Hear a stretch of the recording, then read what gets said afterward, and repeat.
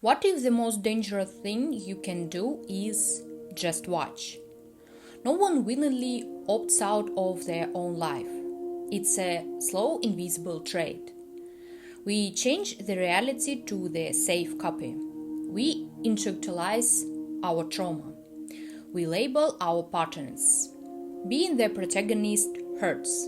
It's messy, unpredictable, and heavy. But the spectator's seat, it risks nothing. It's warm, shielded, and it's completely sterile. This isn't a feel-good video about productivity. This is a breakdown of a survival strategy that spiraled out of control. We are going to map the exact route our minds take when they decide to hide from reality. A path starts with the harmless daydreams of Walter Mitty and ends in the absolute, terrifying abyss of Henry Creel. Let's start with the most legit way to opt out of reality: escaping into your own head. When we think of the secret life of Walter Mitty, we tend to read it as a feel-good, inspiring fable. The story of a guy who finally wakes up from his office job. But if we look closer, Mitty's problem isn't just that his life is boring. His problem is that his daydreams are too good.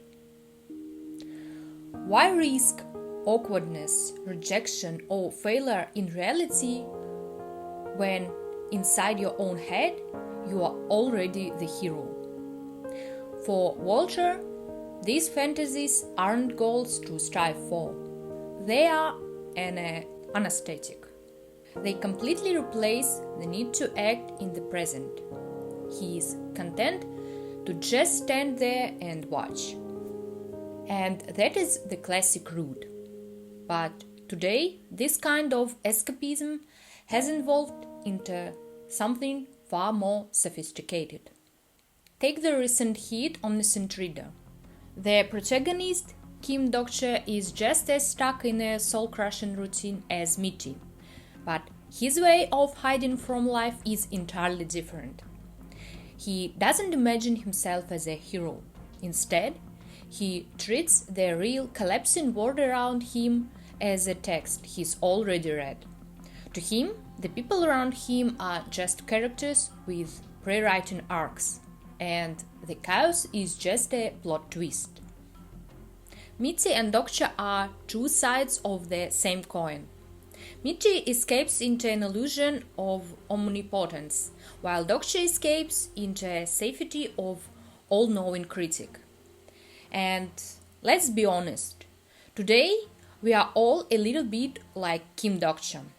We've become so good at dissecting our own traumas and labeling our patterns that we think understanding how work in the same thing as controlling them. But reading the script doesn't make you the actor. Intellectualizing your life is just another way to stay off the stage. Whether you are the dreamer or the omniscient reader, the defense is the same. You are protecting yourself from a messy and unpredictable reality, where you have to act without any guarantees. Think back to the helicopter scene in Mitty. The ocean is churning, the stakes are real. Everything is calculated, the weather, the mission, but Walter is paralyzed. His body is locked up. To him, life is still just a display window he's afraid to touch. In the film, Mitty finally jumps. He breaks through. The movie gives us that neat, satisfying payoff. The fantasy is shattered and the hero starts living. But let's be real. In the actual world, most of us don't jump into the freezing ocean. What happens when you know your life is sterile, but the risk of changing it is just too high? What if you want your fantasy to become tangible, but you need to remain it perfectly safe and controlled? That's when we stop looking for an escape and start looking for a substitute. And that bring us to her.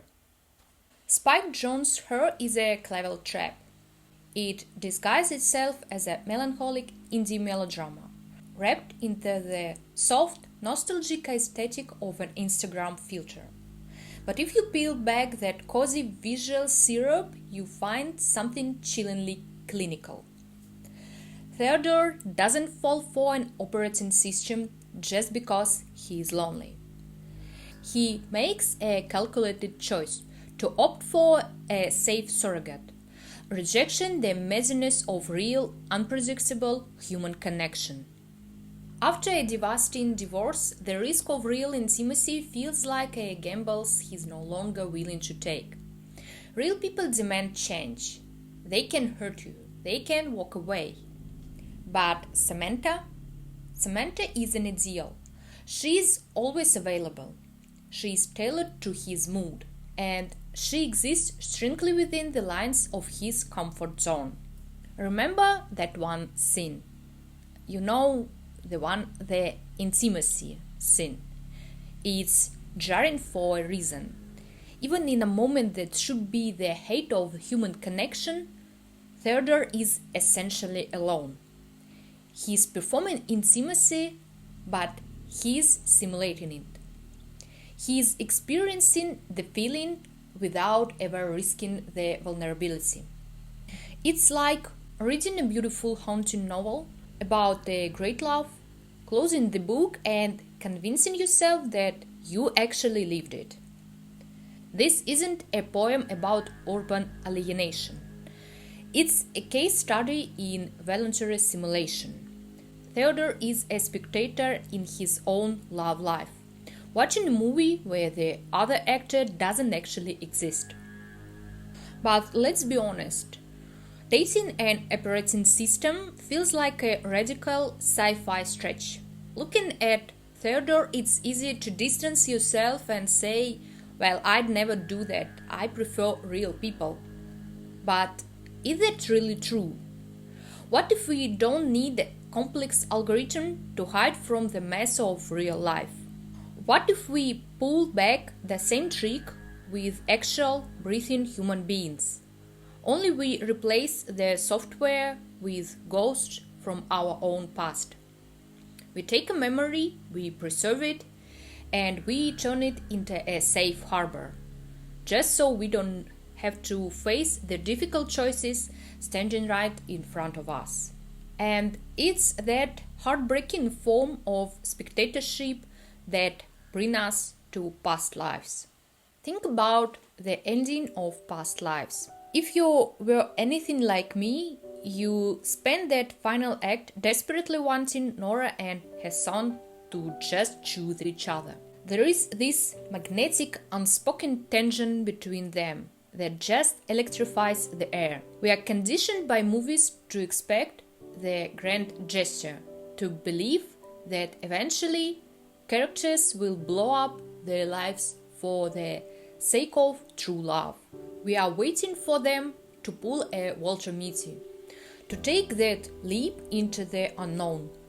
But the paradox, the one that actually hurts, is in the film's brutal ordinariness. Nora and Hae Sung stay exactly where they are. We usually write off an ending like that as the voice of reason or life just getting in the way. But Past Lives is actually exploring a far more complex mechanism of escape. It's about that haunting longing for the life that could have been, but never quite took root. Choosing each other now would mean taking responsibility. It would mean tearing down the lives they already built, admitting to past mistakes, hurting people. It's a massive risk. So, they choose a different path. They preserve their feelings, like something in a jar. It's easier, safer, and maybe even sweeter to remain permanent observers to their own past life. They stare at each other across that impossible gap, not because they can't cross it, but because the illusion of what if will be always more perfect than the reality. They accept the role of spectators to their own unlived life. Just they don't have to carry the weight of real one. But let's go a step further. In the stories we've looked at so far, Mitty's fantasies, Theodore's simulation, Nora's nostalgia, people are opting out because they are afraid of their unknown or losing control. They are looking for a safe harbor. But what happens when the spectator's seat stops being a cozy refuge and starts feeling like a concrete bunker? What happens when you aren't opting out because you are afraid of risk, but because touching reality just feels like torture?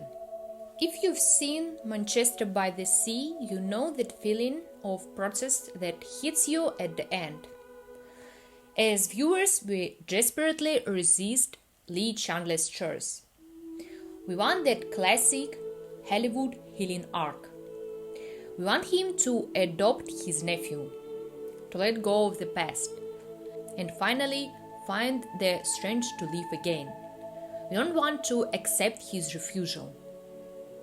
But for our investigation, this film is the point of no return.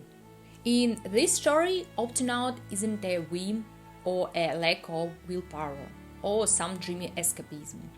It's a radical survival strategy. Lee is paralyzed, but this isn't the same hesitation Mitty felt before the helicopter.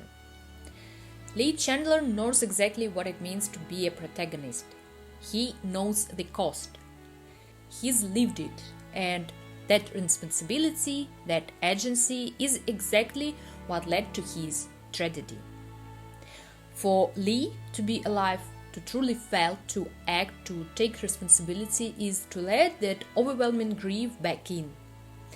It's a threat to his existence.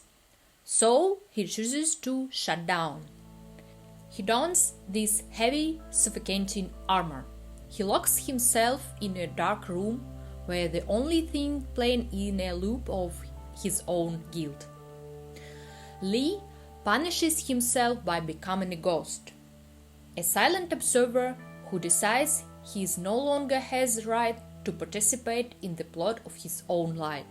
We see a man choosing to coast toward the edge of a cliff, knowing full well what's coming. It's a bitter, painful choice, but it is a choice. But let's ask the final, the most terrifying question of all. What if you don't even get to choose? What if the crisis is so total, so crushing that your own mind locks you inside your own body, forcing you to watch your own destruction? We've traveled through a strange landscape of stories. A midlife crisis comedy, melancholic sci-fi, an indie drama about the path not taken, and a devastating tragedy. On the surface, they don't seem to have much in common, but when you lay them out in a row, you see the terrifying evolution of a single symptom. We've descended from the light, airy escapism of Walter Mitty to this, the bottom of the abyss, where the illusion of control finally vanishes. And here we reach the cave from Henry Creel's story. On the surface, it's just an unnecessary scene from a sci-fi show. But in reality, it's a brutally accurate physiological visualization of a total paralysis of the will. What happens to a person during an absolute crushing crisis, when trauma undermines the very foundation of your reality? You can't just walk away from what you lived. So the brain pulls the plug. The numbness sets in. Denial. You reach the point where the choice is no longer yours. Henry's teeth in that thing aren't just tears of sadness. They are tears of absolute powerlessness. in the horror of a person who suddenly realizes they are locked inside their own mind, cast as a passive observer to their own undoing. He sees everything. He understands everything. But he can't move a finger to change the plot. And perhaps that is the most terrifying thing that can happen to a human being.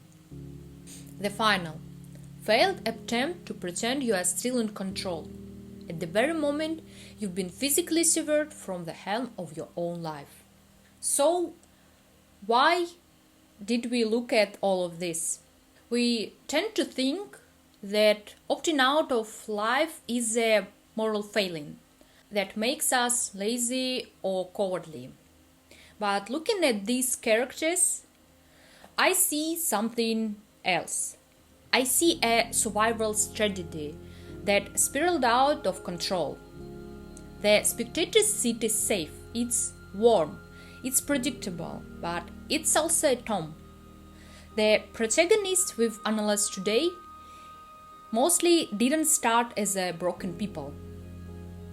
They started as people who were just a little too afraid of the pain that comes with actual living.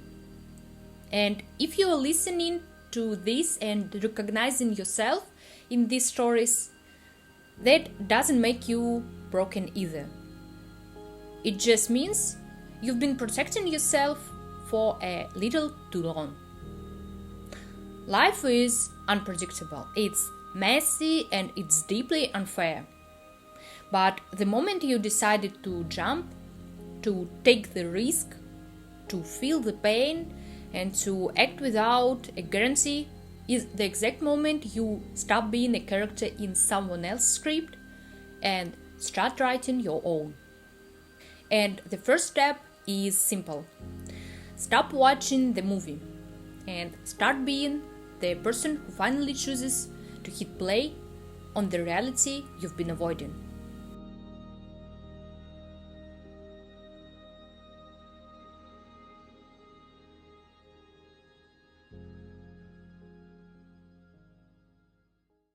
This video and honestly the existence of this entire channel isn't an accident.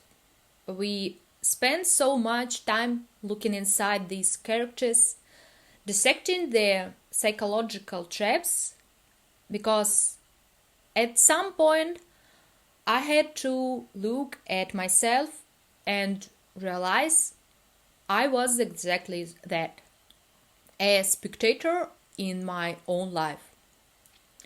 And it was a pretty nasty realization. It was just this heavy understanding of how long I'd been ignoring myself and what I actually wanted to do. I know it sounds cliche, but I didn't suddenly get this burst of motivation to change my life. Not at all. One of these movies we talked about just hit the nerve, triggered me to think about my own life. It showed me exactly what I was terrified of turning into. So I just started making these video essays. I just wanted to share this because I think real change rarely starts with some positive motivation. Usually it starts when you hit a wall.